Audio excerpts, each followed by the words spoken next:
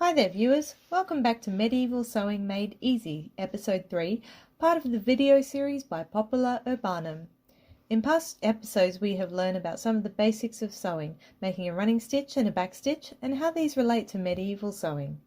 Today I'll be demonstrating how to make a medieval hem stitch, almost indistinguishable from an overcast stitch, and how to use it to fell seams in two different ways, open and closed. I'll use these samples from previous videos of running stitch and back stitch as examples of seams for felling. Firstly, I'll show you the hem stitch in the context of felling a closed seam.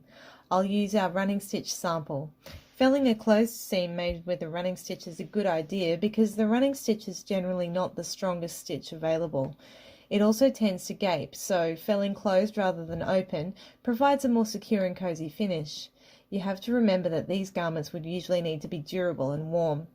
An ideal place to use the running stitch closed felling combination might be a long seam in a gown or surcoat.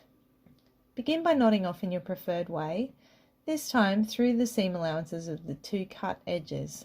Please refer to episode 1 if you need some help with this. I like to take a couple of stitches through the edge of the seam allowances at this point to bind them together, but it's not essential. I've found that the easiest way to orient the work as a right-handed sewer is to have the seam running vertically in front of me with the seam allowances folded to the right-hand side. I take a very small stitch from the front of the work as shown, which involves passing the needle from my right to my left or perpendicular to the direction of the seam. I tilt the needle and point it toward the position of the next stitch on top of the seam allowances and push it through them as shown before pulling it through. There you have it. And again, pass the needle through in a perpendicular direction to the seam, pick up a little of the fabric, move the needle along to the next position and pull it through. You should only be able to see tiny dots of thread on the back or the right side of your work.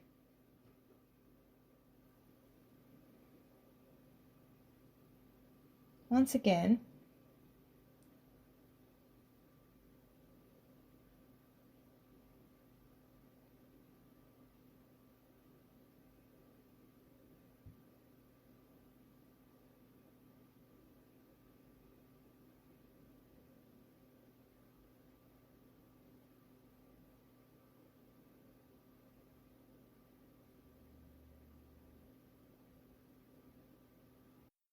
and now you can see the stitches being formed along the seam allowance there.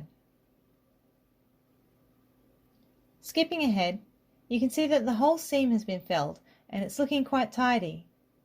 After having made a few medieval garments and compared the Greenland garments with the London finds, it occurred to me that the overcast stitch, which was used to fell long closed seams and shoulder seams and to bind necklines in Greenland, might be the same hem stitch used in London to double hem a long garment in twilled wool cloth and silk, and used in silk items to attach a silk facing to a neckline and to sew the flat underfoot seam and the top edge in woolen hose.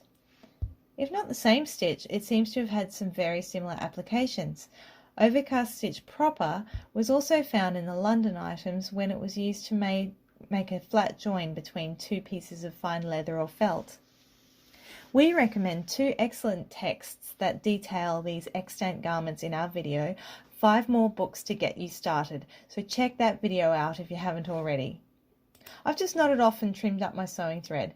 You can see the tiny dots on the back of the work, which will become the right side of the garment. These little dots look quite lovely lined up all along the seams of your handmade garment and add an authentically medieval finish that cannot be achieved in any other way. You can see now that the seam is a lot stronger and doesn't really gape under pressure. Now I'll just fell the seam we made with back stitch. I'll fell it open for a couple of reasons.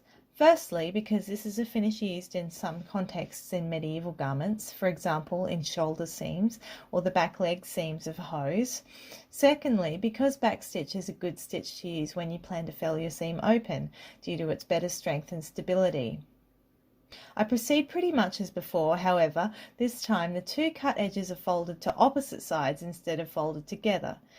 You can see why it's called an open seam.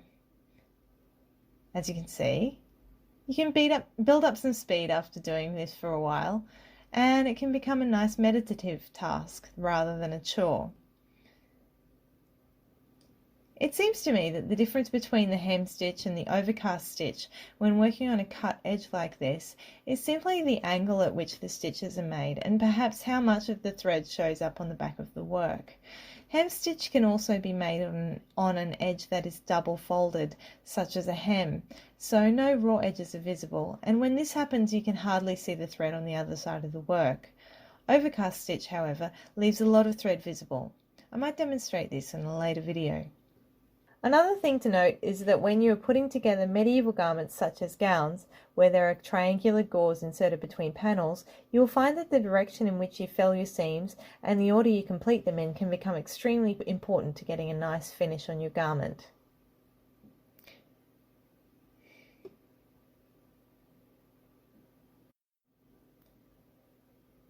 Here I've completed felling one side of the seam, and I'm just going to flip it over and fell the other side. Now we come to the end of the felling process, where the two cut edges have each been felled down on separate sides of the seam. I'm just knotting off here using my preferred method, finishing off and tidying as usual.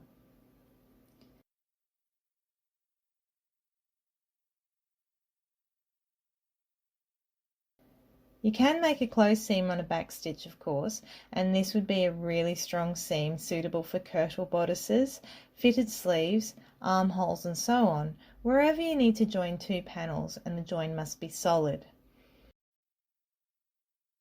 Of course, please do look into extant pieces as much as possible to see what finishes were used where.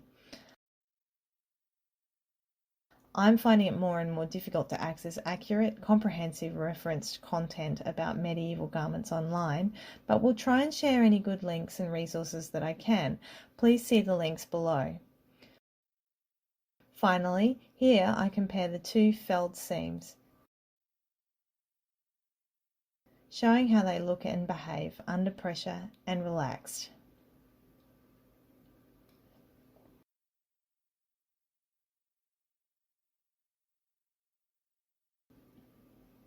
Thank you for watching. Please like and subscribe. I hope to see you in the next episode.